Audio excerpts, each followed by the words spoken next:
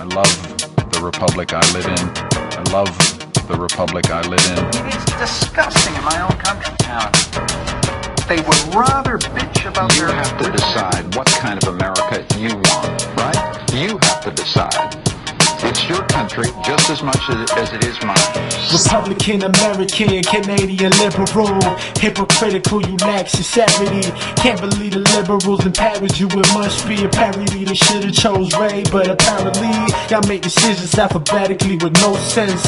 Can't believe you wasting my money, it's no sense. Seen the stash you was losing in the polls, seen the budget and you still chose to oppose. What's the meaning, what's the cause, what's the plan? Perhaps a coalition with the gang. I can see the fucking lies through your fangs. We were political rivals just 6 weeks ago, but now liberals are poised to lead a coalition government with the NDP and at times the Bloc. Party heavyweights are beaming at their prospects. We are ready to form a new government that will address the best interests of the people instead of plunging Canadians into another inaction. We have not made these choices lightly. Our decision was made in full seriousness and clear knowledge of what is at stake. Here to be engaged in a power grab to reverse the results of the last election. They've been planning this for months. That the only person, the best person to lead and form a coalition government is the elected leader of our party, the leader of the opposition. Jack Layton and the separatists have been working hand in glove to plan a power grab in conjunction with the Liberals to reverse the results of the last election. A Liberal-led government in collaboration with the New Democratic Party and with the support of the Bloc. They try to fool us once, they won't fool us twice. They try to take our votes, they try to pull them in. That ain't democracy, that's a foolish win. Where you lose respect, that's greed for power. Those are foolish men, and right now there ain't no time for no foolishness. We need stability, a leader we can trust. Politicians ain't perfect, but that's a leader I can trust. I mean, fundamentally being a conservative is about being a political realist, and one's policies have to be appropriate.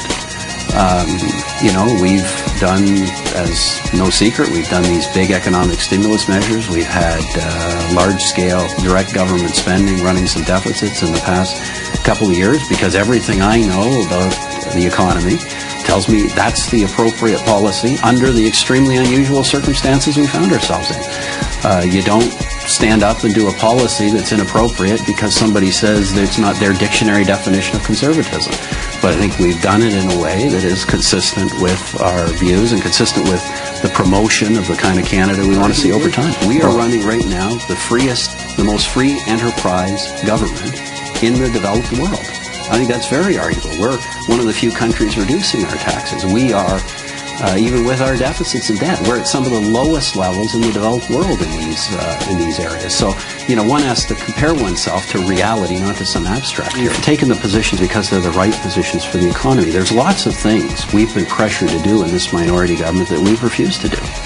We have refused to permanently increase the size and generosity of the employment insurance program. The opposition parties unanimously have passed motions saying that we should institute effectively a 45-day work year under EI, using the recession as the pretext. They've said that we should hike taxes again across the board. Most recently, of course, they're calling for us to hike business taxes back up, to hike sales taxes back up. They all called on us, by the way, to have much bigger stimulus programs than we had. Of course, no matter what we spent, they would say spend more. We took the positions we took because they're affordable and they're the right thing to do.